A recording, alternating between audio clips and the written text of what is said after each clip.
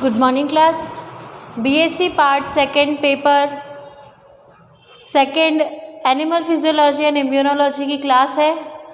हम अभी तक पढ़ रहे थे डाइजेस्टिव एंजाइम के बारे में। हमने डाइजेशन स्टार्ट किया था।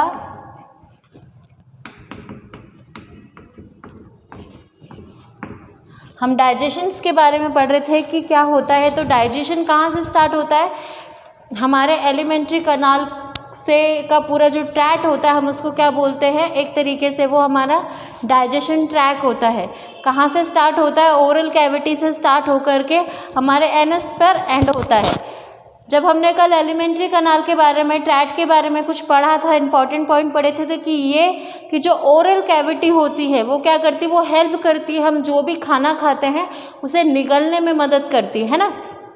जब भी हम कुछ खाते हैं तो हमारा डाइजेशन कब स्टार्ट हो जाता है? जब हम कोई फूड को देखते हैं, उसे स्मेल करते हैं या उसे टेस्ट करते हैं या उसके बारे में सोचते हैं। हम कुछ भी इनमें से कोई एक भी फंक्शन परफॉर्म करते हैं तो उस फंक्शन की वजह से क्या होता है? उसी टाइम हमारा डाइजेशन क्या हो जाता है? शुरू हो जाता है। वो कैसे? जैसे कि मैंने आपको एग्जाम्पल दिया था कि कुछ अच्छे खाने के बारे में जब आप सोचते हैं, टेस्टी फूड के बारे में जब आप सोचते हैं तो आपको क्या दिखता है कि आपको ये मतलब आपके मुंह में पानी आने लगता है। वो पानी क्या है? वो लार है, आपकी सलाइवा है, जो कि क्या करती है? प्रिपेयर्ड होती है। कोई फूड उसे लगता है कोई फूड आ रहा है, हमारे ग्रंथियाँ ऐसे ही काम करती है ना, हमारी ग्लैंड्स वगैरह। तो ये क्या करती है कि जैसे ही कोई फूड के बारे में या कुछ चीज़ों के बारे में हम सोचते हैं तो उनका फंक्शन क्या होता है? उन्हें डिग्रेड करना, उन्हें स्मॉल मॉलिक्यूल्स उसमें कंपोनेंट्स में ब्रेक डाउन करना, सिंपल कंपोनेंट्स में उन्हें ब्रेक डाउन करना। तो इस वजह से क्या होता है कि जब हम उन्हें ब्रेक डाउन करने वाली चीज़ें उसका फंक्शन है तो वो क्या करेगी? ऑटोमेटिकली उसमें परफॉर्म करने के लिए वो रेडी हो जाते। तो आज हम आगे देखते हैं डाइजेशन के एलिमेंट्री ट्रैक्ट में कुछ पॉइंट देखते हैं। The fourth point, what is fourth point? Your tongue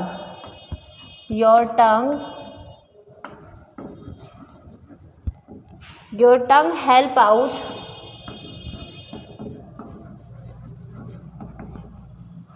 pushing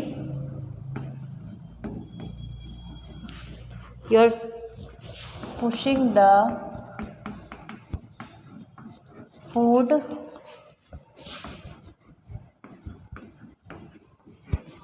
around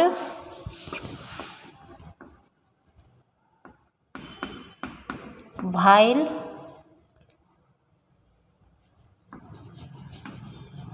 you chew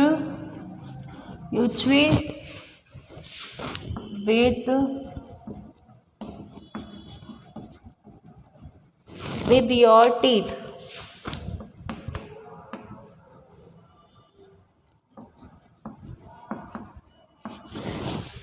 देखो, जब हम कुछ खाते हैं तो हमारी जो ज़बान होती है, हमारी जीभ जो होती है, वो क्या करती है? उन खाने को साइड बाय साइड ले जाने में मदद करती है ना। जैसे कि हम कुछ खाते हैं तो इधर वाले दांतों का जब इस्तेमाल होता है तो इधर से खाना अगर हमें हमारे लेफ़्ट टू राइट मोर की तरफ ले जाना होता है तो वो मतलब उनकी तरफ ले जाते हैं, तो उधर साइड पे से इधर लाना। तो हमारी टंग क्या करती है? Your tongue help out pushing the food around while you chew the food your teeth, है ना। तो हमारे दांत जब हमारे दांतों के नीचे जब हमारा खाना जो च्वी हो रहा है यानी चब रहा है तो उस टाइम में खाने को क्या होता है? निगलने में और उसको हेल्प करने में क्या करती है? हमारी जीभ, हमारी टंग जो होती है वो हेल्प करती है।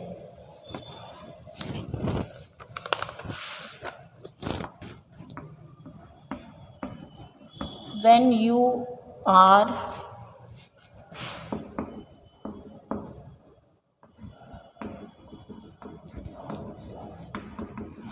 you are ready to swallow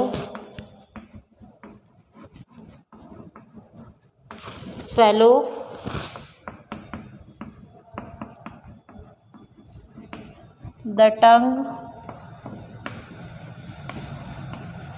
pushes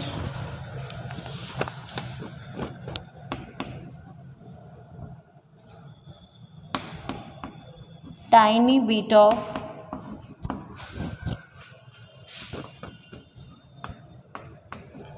masticated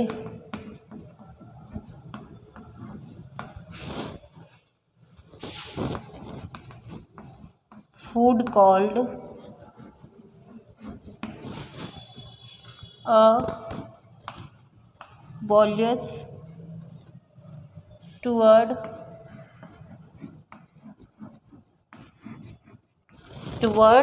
the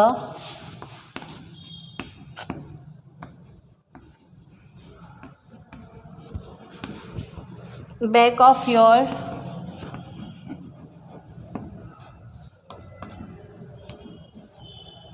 throat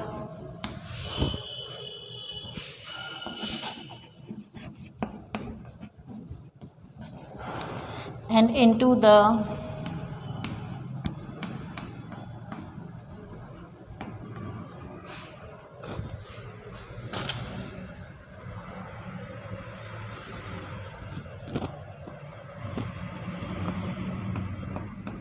opening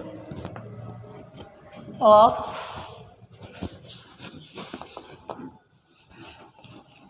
your esophagus,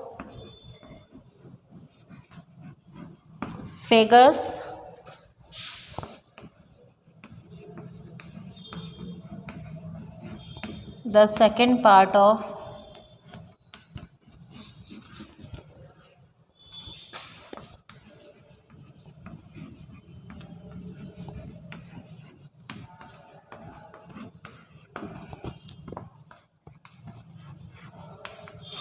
that when you are ready to swallow, यानी कि जब आप खाने को निगलने के लिए तैयार है तो आपकी ज़बान क्या करती है, थोड़ा सा tiny bit of masticated food called a bolus toward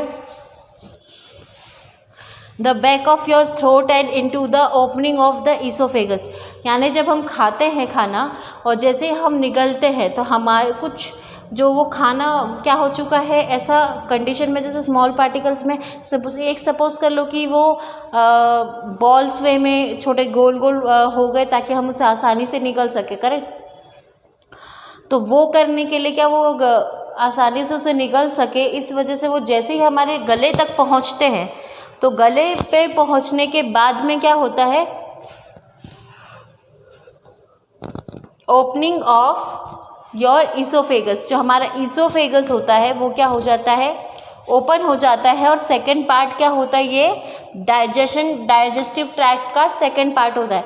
यानी alimentary tract is a first part, जिसको हम कह सकते हैं oral cavity is our first part and second is what, second is our oesophagus. यानी कि हम जब खाना निगलते हैं तो उसके निगलने के बाद में वो फूड कहाँ चला जाता है, हमारे इसोफेगस में जाता है ना। तो वो क्या कहलाएगा कि वो हमारे डाइजेस्टिव ट्रैक्ट का सेकंड पार्ट कहलाएगा।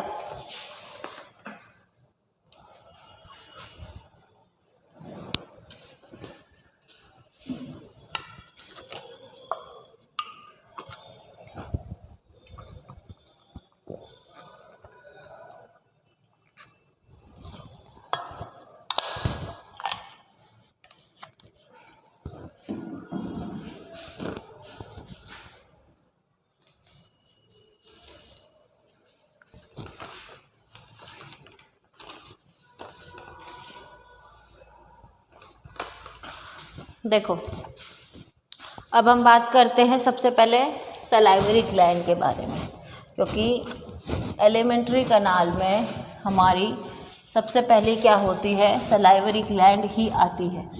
तो हमको वो समझना ज़रूरी है कि हमारी सलाइवरी ग्लैंड क्या काम कर रही है। तो पहली आ जाती है हमारी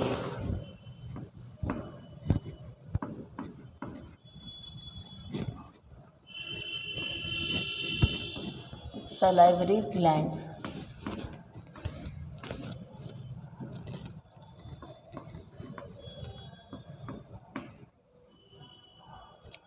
पैरोटिड, ये सलाइवरी ग्लैंड्स के पार्ट हैं।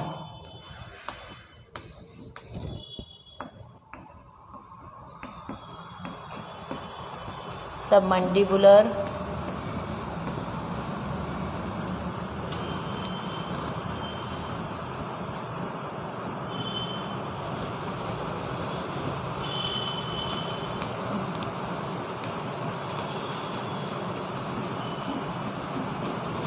sublingual,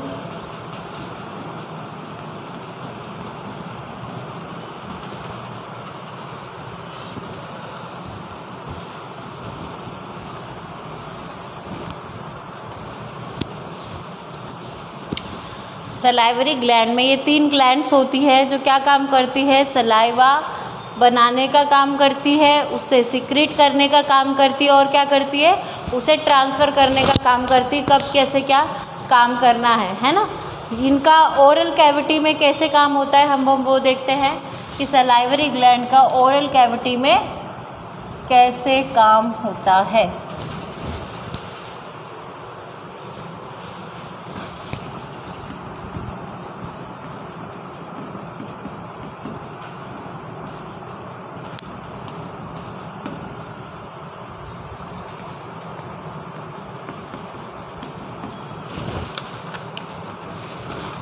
In the oral cavity,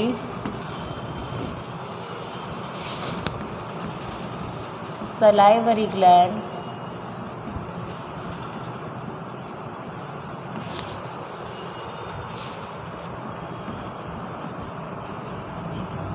secrete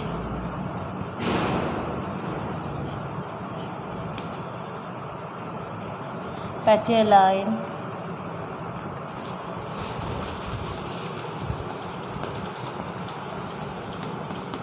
it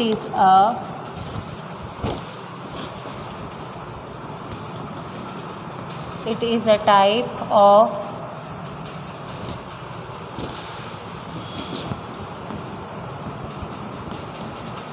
amylase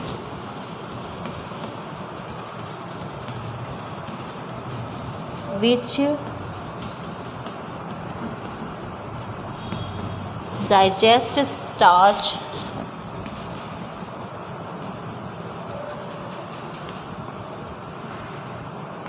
into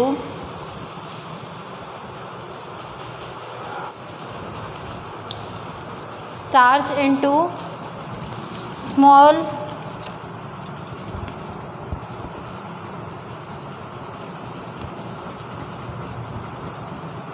segments of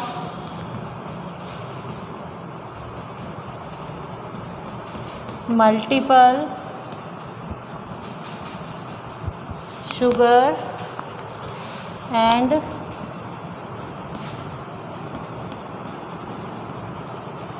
into individual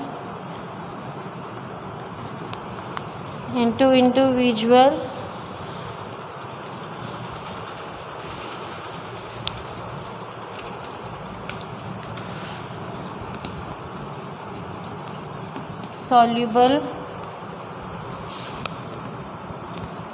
sugars.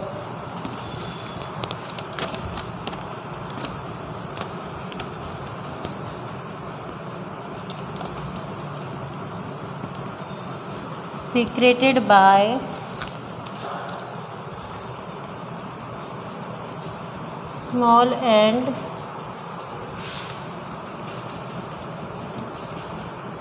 large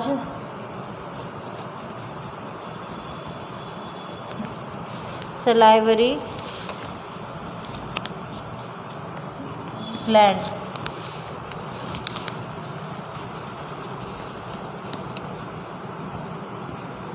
Salivary gland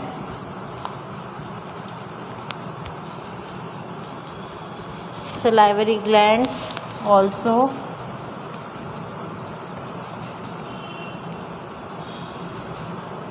secrete lysosome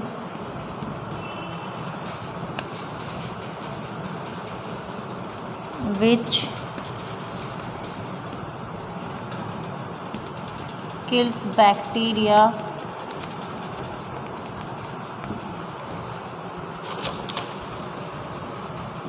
but is not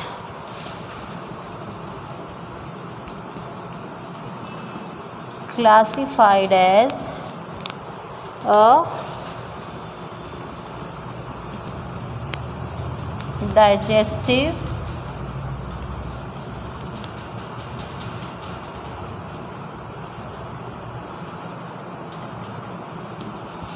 enzymes. देखो, in the oral cavity salivary gland secrete ptyalins या ptyalins, है ना। तो क्या होता है कि oral cavity में सलाइवरी ग्लैंड पाइटेलाइंस करके सीक्रेट होता है। It is a type of amylase, यानी कि एक तरह का एमाइलेज टाइप का ये प्रोटीन होते हैं, विच मतलब एंजाइम होता है एमाइलेज, है ना। It is a type of amylase kind of protein which digest starch into a small segment to multiple sugar and into individual soluble sugar. यानी एमाइलेज और आपका जो शुक्रेज और ये क्या होते हैं, कार्बोहाइड्रेट्स का ब्रेक डाउन करने वाले एंजाइम्स होते हैं ना। तो एमाइलेज क्या कर रहा है यहाँ पर, एमाइलेज कर रहा है डाइजेस्ट स्मॉल इनटू स्टार्च, है ना। स्टार्च हमारे कार्बोहाइड्रेट्स होते हैं, तो उनको स्मॉल सेगमेंट्स में क्या करेगा, या मल्टीपल शुगर में सेगमेंट ऑफ मल्टीपल शुगर्स में कन्वर्ट कर देगा, या इंडिविजुअल सॉल्युबल शुगर्स में कन्वर्ट कर देगा। Secreted by small large salivary gland, यानी कि स्मॉल और लार्ज सलाइवरी ग्लैंड, यानी कौन सी हो गई हमारी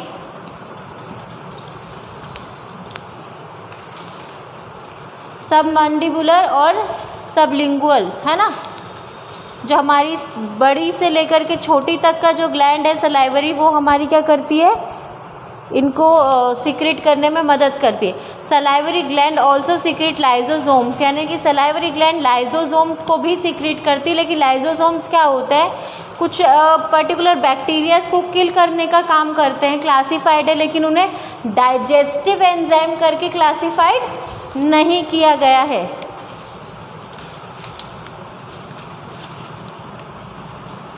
अब हम बात करते हैं ईसोफेगस के बारे में, क्योंकि ओरल कैविटी में मतलब कि हमारी ग्लैंड जब खाना हमारा गले तक पहुंच जाता है तो वो कहाँ जाता है, ईसोफेगस में जाता है। यानी तब ईसोफेगस का डोर ओपन हो जाता है। तो ईसोफेगस यहाँ क्या काम कर रहा है वो हम देखते हैं। तो पहले बात करते हम the oesophagus.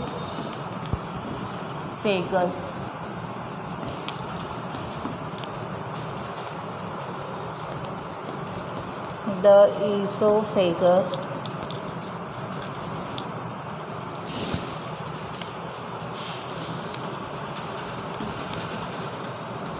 is like a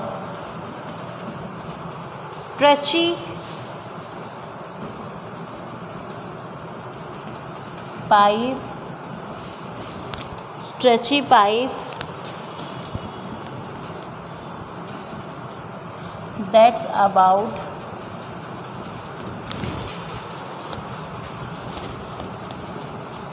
10 inches यानी 25 centimeters long।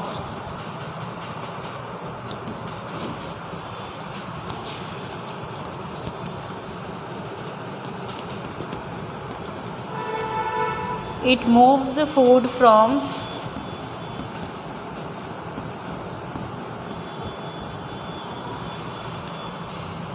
the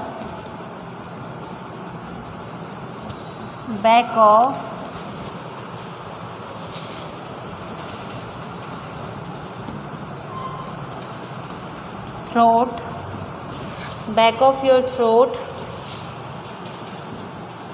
to your stomach,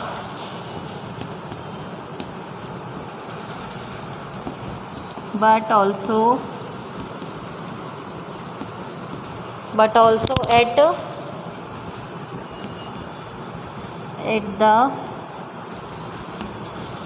back of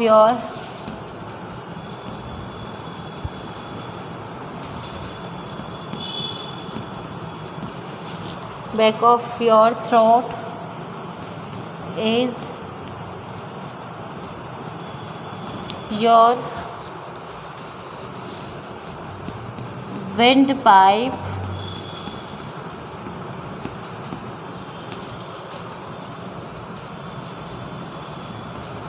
which allow air to come in and out of